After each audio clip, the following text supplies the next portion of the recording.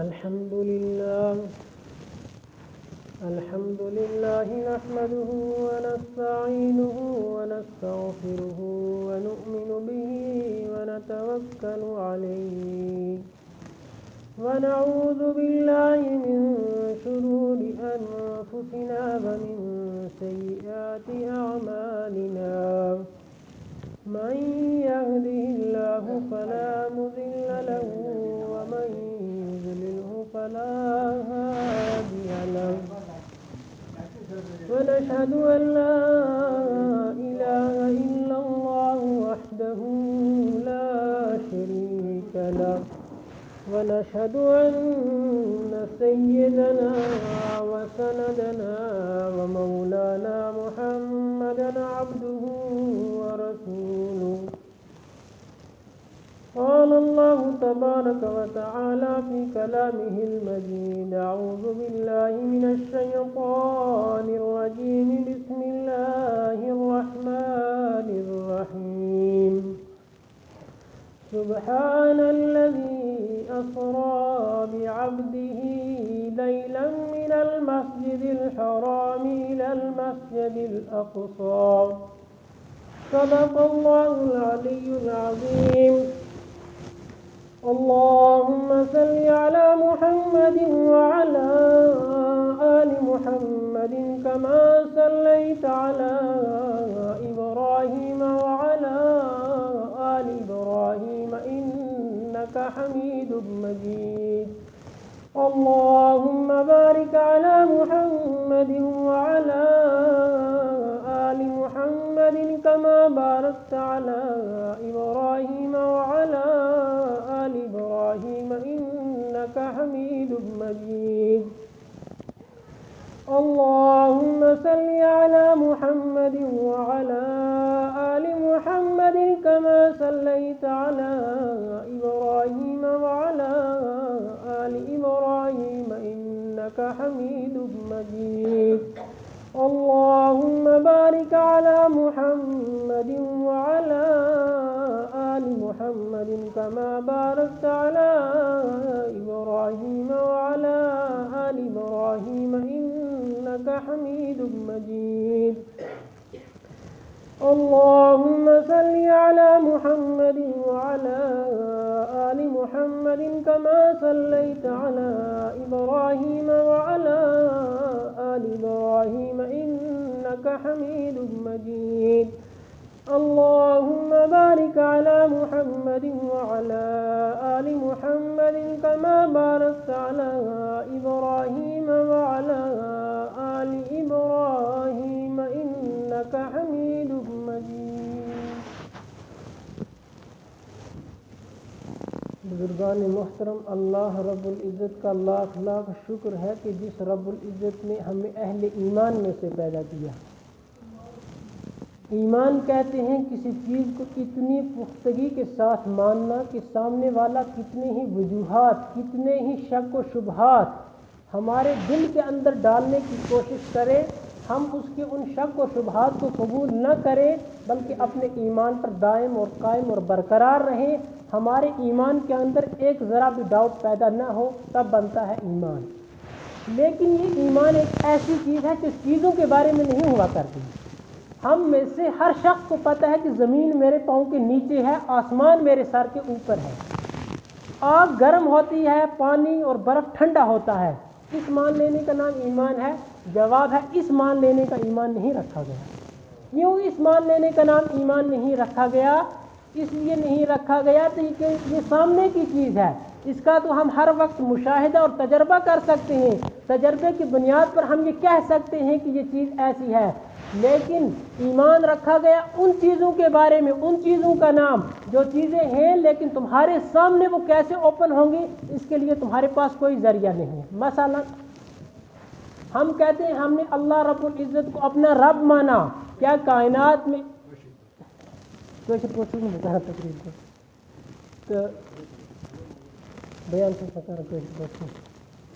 کسی ہم میں سے کائنات کے اندر جو بھی انسان پیدا ہوا یا جو بھی مسلمان پیدا ہوا اس نے کہا کہ میں اللہ رب العزت کو مانتا ہوں، سوال کھڑا ہوگا کیا کسی آدمی نے اللہ تعالیٰ کو دیکھا ہے؟ جواب ہے بالکل نہیں دیکھا۔ جب دیکھا نہیں تو پھر کیوں مانتے ہو کہ اسی مان لینے کا نام ایمان ہے؟ جو چیز دیکھی نہیں اس پر بن دیکھے ایمان لے آنا، اسی چیز کو نام ایمان رکھا گیا ہے۔ ہم میں سے کسی آدمی نے جناب نبی اکرم صلی اللہ علیہ وسلم کو نہیں دیکھا، ہم میں سے کسی آدمی نے نبی پاک صلی اللہ علیہ وسلم کے زمانے میں صحابہ کو نہیں دیکھا، جب ہم میں سے اس زمانے میں کوئی تھا ہی نہیں، تو اس مان لینے کا نام ایمان رکھا گیا کہ بن دیکھے انسان مان لے کہ یہ چیز ہے اور اس چیز کو میں مان لوں، اسی کو کہتے ہیں ایمان۔ ہم میں سے کسی شخص نے قرآن پاک کو نازل ہوتے ہوئے نہیں دیکھا ہے، اس کے باوجود بھی ہم کہتے ہیں یہ اللہ کی کتاب ہے۔ کیوں؟ اس مان لینے کا نام ایمان ہے کہ دیکھا نہیں ہے لیکن پھر بھی ہم مانتے ہیں یہ ایمان ہے، تب بنتا ہے ایمان۔ لیکن دنیاوی چیزیں، جو چیزیں ہمارے سامنے ہیں، ان چیزوں کے مان لینے کا نام ایمان نہیں رکھا گیا۔ سمجھانا مجھے ایک اہم مسئلہ ہے آج، وہ ہے معراج کا واقعہ۔ یہ شب معراج حضور پاک صلی اللہ علیہ وسلم کو ہوئی۔ اگر ہم اپنے عقل سے یہ فیصلہ کرنے بیٹھ جائیں کہ نبی اکرم صلی اللہ علیہ وسلم کو معراج کیسے ہوئی، تو ہر آدمی جب اپنی عقل کی بنیاد پر فیصلہ کرے گا، اس کی عقل ایک دم جواب دے بیٹھے گی یہ ممکن ہی نہیں ہے۔ یہ ایسے ہی ہے جیسے ایک آدمی کہے مثلا اس وقت دن ہے، دن کو وہ کہے رات ہے، بظاہر اس آدمی نے کیا، دن تو دن ہے لیکن وہ سامنے والے کو کیا کہہ رہا ہے، یہ رات ہے، حالانکہ وہ رات نہیں ہے، وہ کسی اندھیری گوٹڑی کے اندر ہے جہاں اسے اندھیرا محسوس ہو رہا ہے۔ اس کی اسی دنیا کے اندر اندھیرے کے اندر رہنے کی وجہ سے پوری کائنات میں رات نہیں ہو سکتی۔ تو حضور پاک صلی اللہ علیہ وسلم کو جن حالات میں معراج کا سفر کرنا پڑا، ان حالات کی طرف میں اس وقت مختصراً تھوڑا اشارہ کرتا چلا جاؤں گا۔ نبی اکرم صلی اللہ علیہ وسلم جب 40 سال کی عمر میں مکہ والوں کے درمیان رہے تو مکہ والے انہیں امین اور صادق کے نام سے پکارا کرتے تھے۔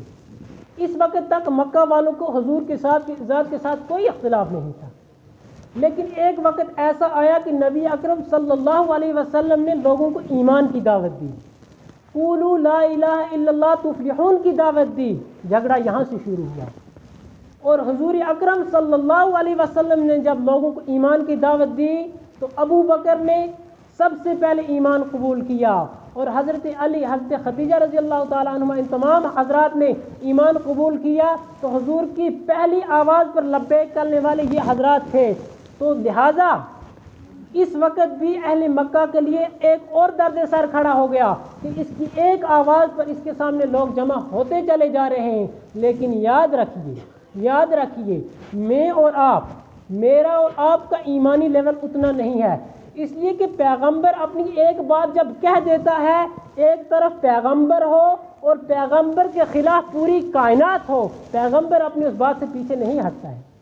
حضرت نوح علیہ السلام کے حالات زندگی کے اندر آتا ہے کہ انہوں نے 950 سال تک لوگوں کو اسلام کی دعوت دی، لیکن ان کے دل نے کبھی یہ نہیں کہا نوح شاید تم غلط ہو، اس لیے کہ اس طرف سے تو پوری کائنات کہہ رہی ہے اور یہاں سے تم اسلام کی دعوت دے رہے ہو، شاید تم غلط ہو۔ نوح کے دل نے یہ گواہی کبھی نہیں دی، اس لیے کہ ایمان والا اور جب پیغمبر ہوتا ہے وہ ایک بات کہہ دیتا ہے، اس بات کے کہنے کے بعد وہ مکر نہیں جاتا کہ نہیں میں کل یہ کہہ رہا تھا لہٰذا آج میں تمہاری ہاں میں ہاں ملاؤں گا، ایسا نبی کبھی نہیں کرتا۔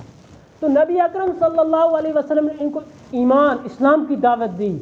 تو یہاں سے اہل مکہ کے لیے درد سر کھڑا ہو گیا کہ اس کے ساتھ تو لوگ سپورٹ کرنے والے اور اس کے ماننے والے تو ابھی ہیں اس کے ساتھ، لیکن ایک وقت ایسا آیا کہ نعوذ باللہ حضور کو ہلاک کر دیا جاتا اور 100 اونٹوں کا انعام مقرر کر دیا گیا، اور حضرت عمر بن خطاب رضی اللہ تعالی عنہ اس جستجو اور اس خوشی کے اندر نکلے کہ نعوذ باللہ میں محمد کا سر لاؤں گا، لیکن یہاں سے جاتے ہوئے وہ کافر تھے، وہاں سے اسلام کی عظیم ترین دعوت اسلام کی عظیم ترین دولت کو لے کر لوٹے، تو گویا کہ ان کی تقدیر کو بدل دیا گیا۔ لہٰذا اس وقت پھر سے کفار مکہ کو آگ لگ گئی کہ محمد کے ماننے والے دن بہ دن بڑھ رہے ہیں اور ہمارے لات و منات اور عزا کو تو کوئی لات مارنے کو تیار نہیں ہے۔ ہم نے اگرچہ انہیں خانہ کعبہ کے اندر رکھا ہے، خانہ کعبہ کو وہ بھی اس وقت تک خانہ کعبہ کو اللہ کا گھر مانتے تھے، لیکن ساتھ میں وہ شرک کرتے تھے، تو محمد الرسول اللہ صلی اللہ علیہ وسلم نے انہیں دین کی دعوت دی۔ ہمارا ایمان ایسا نہیں ہے، ہم میں اگر 3 یا 4 آدمی مل کر دن کو رات کہیں تو ہم شاید اپنے دماغ میں یہ سوچنے لگ جاتے ہیں شاید مجھ سے کہیں نہ کہیں غلطی ہوئی ہے۔ سری نگر کے ایک عالم گزرے ہیں مولانا امین صاحب مرحوم رحمۃ اللہ علیہ، وہ گزر چکے ہیں۔ وہ آج کے لوگوں کے ایمان کی معیار کو دیکھ کر مثال دیا کرتے تھے کہ 3 جوان تھے اور ان 3 آدمیوں کو جوانی کے اندر چوری کرنے کا نشہ تھا۔ انہوں نے دیکھا سامنے سے ایک بزرگ آ رہا ہے، اس بزرگ کے ہاتھ میں بکری ہے، اس نے رسی پکڑی ہوئی ہے، تو ان 3 جوانوں نے سوچا ہمیں اس بزرگ سے بکری لینی ہے، لیکن لینے کے لیے ہم اس کو ماریں گے نہیں بلکہ ہم اس کے دل میں ایسا شک ڈالیں گے کہ یہ بکری ہمارے حوالے کر دے۔ اب کیا تدبیر اختیار کی جائے؟ انہوں نے کہا کہ ہم 1 کلومیٹر کے فاصلے پر تینوں بیٹھیں گے، تو جب یہ آدمی گزرے گا تو ہم اس کو شک میں ڈالیں گے۔ وہ کیسے ڈالیں گے کہ ہم اس کو کہیں گے یہ کتا ہے، یہ بکری نہیں ہے، حالانکہ یہ بکری اس کے پاس 6 سال تک رہ چکی تھی۔ یہ آدمی گزرا تو پہلے جوان کے پاس پہنچا، تو جیسے ہی پہلے جوان کے پاس پہنچا تو پہلے جوان نے کہا بزرگ صاحب السلام علیکم۔ کہا وعلیکم۔ کہا کہاں جانا ہے؟ کہا یہاں تک۔ کہا آپ کے لیے زیبا نہیں دیتا کہ آپ آج بوڑھی مرتبہ کتوں کو اپنے پیچھے لے کر چلیں۔ تو اس بزرگ نے اس جوان کو ڈانٹا اور کہا تجھے نظر آتا ہے یہ بکری ہے، کتا نہیں ہے؟ اس نے کہا مجھے کتا نظر آتا ہے، لہٰذا آپ چلیں جب آپ کو میری بات سے اتفاق نہیں ہے۔ 1 کلومیٹر کراس کرنے کے بعد دوسرا جوان ملا، تو دوسرے جوان نے بھی یہی کہا کہ بزرگ آپ اتنے اچھے انسان ہیں، داڑھی بھی آپ کے چہرے پر ہے، اتنے نمازی معلوم ہوتے ہو، لیکن آپ اس وقت بوڑھی عمر میں کتوں کو اپنے پیچھے لے کر کیا چل رہے ہیں؟ اس آدمی نے اس جوان کو جواب تو دے دیا، لیکن ساتھ میں اس کے دل میں شک ہو گیا شاید یہ کتے کا بچہ ہے، بکری نہیں ہے۔ یہ اپنی آنکھوں کو ایسے کرتا ہے، سوچتا ہے شاید میں خواب کے عالم میں ہوں، پھر ایسے کرتا ہے سوچتا ہے شاید میری آنکھوں میں کچھ فرق ہو گیا۔ بہرحال اس نے اس جوان کو جواب تو دے دیا، لیکن اسے شک ہو گیا کہ یا تو میں پاگل ہوں یا یہ پاگل ہوں۔ یہ آگے چلا گیا، تیسرا جوان ملا، تیسرے جوان نے کہا بزرگ صاحب آپ کہاں جا رہے ہو؟ کہا سامنے بستی ہے، مجھے اس بستی کے اندر داخل ہونا ہے۔ تو اس جوان نے کہا آپ اس بوڑھی عمر کے اندر اس بستی کے اندر اس کتے کو لے کر جائیں گے، بستی والے تو آپ کو لعنت کریں گے کہ بوڑھی مرتبہ آپ یہ کتے کو لے کر بستی میں جا رہے ہیں، لہذا بکری یہ کتا ہے۔ کہا نہیں یہ بکری ہے، کہا نہیں کتا ہے۔ آپ کو اس وقت تک کسی نے نہیں کہا؟ کہا 2 آدمیوں نے مجھے پہلے کہہ چکا ہے، لیکن میں نے ان کی باتوں پر بھروسہ نہیں کیا۔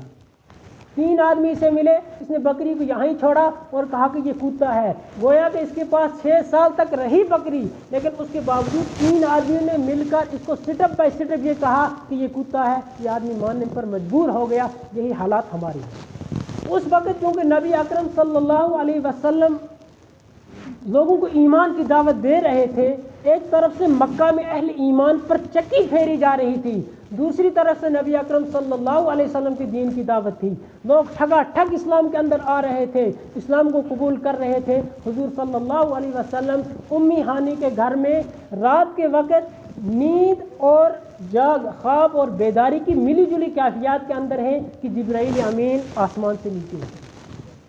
عقل کا تقاضا یہ ہے آنے والا آئے گا تو دروازے سے آئے گا، کھڑکی سے آئے گا تو بے ادب مانا جائے گا، یہاں سے اترے گا تو اس کو انسان تصور نہیں کیا جائے گا۔ لیکن یاد رکھیے معراج ایک ایسا واقعہ ہے، انسان کو یہاں اپنے عقل اور اپنے خواہشات کو ذبح کر دینا، یعنی عقل کو ایک سائیڈ رکھ کر یہ کہنا ہے کہ اے عقل تو سلامت، تو اس وقت ایک سائیڈ ہو جا۔ لیکن قرآن کیا کہتا ہے؟ مجھے قرآن کو ماننا ہے۔ اگر آج سے 100 سال پہلے کوئی کہتا کہ ایک وقت ایسا آئے گا جب لوگوں کے ہارٹ کو باہر نکال کر لوگوں کی سرجری کی جائے گی، اس وقت لوگ جواب دیتے یہ آدمی پاگل ہے۔ لیکن آج کا زمانہ دکھا رہا ہے ہسپتالوں کے اندر کیسے ہارٹ کے آپریشن کیے جا رہے ہیں، حالانکہ حضور کے وقت جب نبی اکرم صلی اللہ علیہ وسلم اس وقت وہاں حضرت امیر حمزہ بھی ایک طرف تھے، تو درمیان میں نبی اکرم صلی اللہ علیہ وسلم تھے، تو 2 فرشتے آسمان سے آئے، ایک پیر کی طرف رہا، ایک سر کی طرف رہا۔ فرشتے ایک تھے میکائیل، دوسرے تھے جبرائیل۔ ان کو اللہ کی طرف سے یہ حکم دیا گیا تھا کہ محمد الرسول اللہ صلی اللہ علیہ وسلم کو تم آج معراج کے لیے لے آؤ۔ ہر پیغمبر کو معراج ہوئی ہے اپنے مرتبے کے لحاظ سے۔ حضرت ابراہیم علیہ السلام کو بھی معراج ہوئی ہے لیکن آگ کے اندر۔ حضرت نوح علیہ السلام کو بھی معراج ہوئی ہے لیکن کشتی کے اندر۔ اسی طریقے سے حضرت عیسیٰ علیہ السلام کو بھی معراج ہوئی ہے، اپنے اپنے لحاظ سے ہر پیغمبر کو ہوئی ہے۔ حضرت یونس علیہ السلام کو بھی ہوئی ہے لیکن مچھلی کے پیٹ کے اندر۔ لیکن امام الانبیاء محمد الرسول اللہ صلی اللہ علیہ وسلم وہ پیغمبر ہیں کہ جنہیں معراج آسمان پہ ہوئی۔ تو میں عرض یہ کر رہا تھا کہ حضور صلی اللہ علیہ وسلم کو لینے کے لیے فرشتے آئے، تو فرشتوں نے دیکھا کہ درمیان میں نبی اکرم صلی اللہ علیہ وسلم آرام فرما رہے ہیں، تو جبرائیل اب حیران ہیں کہ یہ تو آرام کی حالت میں ہے، لہذا اب کیسا جگایا جائے۔ اللہ رب العزت سے پوچھتے ہیں یا اللہ کیسے جگایا جائے؟ اللہ رب العزت کہتے ہیں کوئی ایسا انداز اختیار کیا جائے کہ کائنات میں جو انداز آج تک کسی کے جگانے کے لیے اختیار نہ کیا گیا۔ مثلا کوئی آدمی سویا ہے تو اس کی بیوی، اس کا نام غلام محمد ہے، تو بیوی نے غلام محمد کہہ کے جگایا ہوگا، یہ انداز نہیں ہونا چاہیے۔ یا کسی کا کوئی لقب ہے، بادشاہ ہے، تو اس کے خادموں نے، اس کے نوکروں نے بادشاہ کو بادشاہ کہہ کر پکارا ہوگا، ایسے محمد کو نہیں جگانا ہے۔ آج آسمان پر لانا ہے، انداز ایسا ہو کہ کائنات میں اس طریقے سے کسی نے کسی کو نہ جگایا ہو، یا محمد کہہ کے جگائیں، کہ یہ نہیں، ایسا نہیں کہا جائے گا۔ محمد تو نام ہے، نام تو اس سے پہلے کسی نے اپنے جگانے والے کا نام دیا ہوگا۔ یا مزمل کا، یا مزمل تو میں نے کہہ دیا ہے، یا مدثر بھی کہہ دیا ہے۔ جبرائیل حیران ہے اب کس طریقے سے محمد کو بیدار کیا جائے، تو اللہ رب العزت نے فرمایا اے جبرائیل تیرے 600 پر ہیں، اپنے ایک پر کو کھول کے محمد کے پیر کو خراش کر دے، یہ جاگ جائیں گے، اس تھوڑے جاگنے کی وجہ سے تم انہیں اٹھا کر معراج کی طرف لیا۔ اب جب حضور صلی اللہ علیہ وسلم کو انہوں نے اٹھایا تو عقل یہاں فیل ہو جاتی ہے، اس لیے کہ اصول ہے جہاں سے انسان کی عقل ختم ہوتی ہے وہاں سے وحی کا ابتدا ہوتا ہے۔ یہ اصول ہے، جہاں جا کر انسان کا عقل ختم اور مکمل ہوتا ہے وہاں سے ابتدائی وحی ہوتی ہے۔ مثلا اللہ رب العزت نے انسان کو خواص خمسہ سے نوازا، اس کی آنکھ ہے، اس کی ناک ہے، اس کی زبان ہے۔ سبزی کس چیز سے چکھی جاتی ہے؟ جواب ہے زبان سے۔ اگر کوئی آدمی سبزی کو کانوں میں بھرے گا کہیں گے تو پاگل ہے۔ کیوں پاگل ہے؟ اس لیے کہ زبان کا کام ہے چکھنا، کان کا کام ہے سننا، کان کا کام سبزی چکھنا نہیں ہے۔ ایسے ہی عقل کی بھی ایک محدود لمٹ ہے، عقل کی بھی ایک محدود لمٹ ہے۔ جب یہ عقل مکمل ہوتی ہے اس کے بعد وہی شروع ہوتی ہے۔ جب وہی شروع ہوتی ہے تو وہ اللہ رب العزت پھر اپنے بندوں کو دکھا دیتے ہیں اور بتلا دیتے ہیں۔ تو حضور اکرم صلی اللہ علیہ وسلم کو اٹھایا اور چھت کی طرف سے ایک آواز بھی نہیں آئی، لیکن حضور کو باہر کر دیا گیا اور لے کر حتیم کے اندر خانہ کعبہ کے پاس نبی اکرم صلی اللہ علیہ وسلم کے قلب اطہر کو چیر دیا گیا۔ اس چیر دینے کے دو علماء نے لکھے ہیں مقاصد۔ ایک تو یہ لکھے ہیں کہ چونکہ حضور کو آسمانوں کی طرف جانا تھا تو کہیں ایسا نہ ہو کہ حضور کا دل کانپ جائے، لہذا اس وجہ سے نکال کر دھو دیا گیا۔ دوسری وجہ علماء نے یہ لکھی ہے کہ چونکہ انسان کے اندر کچھ نہ کچھ گناہ کا مادہ ہوتا ہے، حضور اکرم صلی اللہ علیہ وسلم کے قلب اطہر کو نکال کر دھو دیا گیا تو گناہوں کا مادہ ختم ہو گیا۔ باقی بھی علماء نے بہت ساری چیزیں لکھی ہیں، چونکہ وقت کم ہے تو نبی اکرم صلی اللہ علیہ وسلم کو وہاں اس وقت قلب اطہر کو برابر کر دیا گیا اور حضور اکرم صلی اللہ علیہ وسلم کو مسجد حرام سے مسجد اقصیٰ لے جایا گیا۔ مسجد اقصیٰ پہنچے تو جبرائیل نے ایک پتھر کو ایسی انگلی ماری تو انگلی کو سوراخ ہو گئی۔ سوراخ کیوں ہوئی؟ پتھر کو جب انگلی ماری اس لیے کہ اس کو سوراخ کر کے حضور کو جس براق پر لیا جا رہا ہے اس براق کو وہاں باندھنا ہے۔ اور اس وقت چونکہ تمام انبیاء اس وقت مسجد اقصیٰ کے اندر موجود تھے، اندر ان تشریف لا چکے تھے، وہ صرف اس انتظار میں تھے کہ اس میں ہماری امامت کون کرے گا۔ تو جبرائیل نے حضور صلی اللہ علیہ وسلم کی اس براق کو وہاں باندھا اور نبی اکرم صلی اللہ علیہ وسلم کو مسجد اقصیٰ کے اندر لیا، اور نبی اکرم صلی اللہ علیہ وسلم سارے انبیاء موجود ہیں، حتیٰ کہ آسمان سے فرشتے بھی اترے۔ اب حضرت آدم دیکھ رہے ہیں کہ آج تو نماز پڑھانے کی باری مجھے ہی آئے گی، کیونکہ میں ان تمام جو پیغمبر ہیں ان کا باپ ہوں میں۔ حضرت نوح علیہ السلام کہہ رہے ہیں شاید ہی مجھے ہی باری آئے گی، اس لیے کہ کائنات کو اللہ تعالیٰ نے ایک مرتبہ سیلاب کی وجہ سے ختم کر دیا تو میں آدم ثانی کہلایا، لہذا مجھے ہی ملے گی۔ حضرت ابراہیم دل میں خیال کر رہے ہیں میں اللہ کا خلیل ہوں، میں نے آگ کے اندر غوطہ لگایا ہے، شاید مجھے ہی موقع مل جائے۔ ہر پیغمبر اپنے دل کے اندر اپنی جو گزرے ہوئے زمانے کی جو انہوں نے کیے تھی اللہ کے دین کے لیے خدمت، ان کی مثالیں دل میں لا رہے ہیں اور شاید کہہ رہے ہیں کہ ہم ہی امامت کے لائق ہیں۔ لیکن جبرائیل امین نے نبی اکرم صلی اللہ علیہ وسلم کو پکڑا اور مصلی پہ کھڑا کر اور کہا کہ آپ نماز پڑھائیے۔ جب آپ صلی اللہ علیہ وسلم نے نماز پڑھائی تو اس وقت آپ امام الانبیاء محمد الرسول اللہ صلی اللہ علیہ وسلم ہیں، کیونکہ سری نگر کا ایک ماحول ہے کہ یہاں وقت پر نماز ادا کی جانی چاہیے۔ تو انشاءاللہ یہ جو معراج کا سفر ہے، اگر اس کو ہم کم کریں گے تو اس کا خلاصہ یہ نکلے گا پیغمبر اپنے گھر سے گیا مسجد حرام سے مسجد اقصی سے واپس، کل ہے معراج اتنا۔ لیکن اگر اس کو ہم کھینچیں گے اور اگر ہم اس پر بیان کرنے بیٹھیں گے پھر گھنٹے نہیں پھر دنوں کی ضرورت ہے۔ تو انشاءاللہ آنے والے جمعے پر اس سے آگے اسی معراج پر بیان ہوگا۔ وآخر دعوانا ان الحمد للہ رب العالمین۔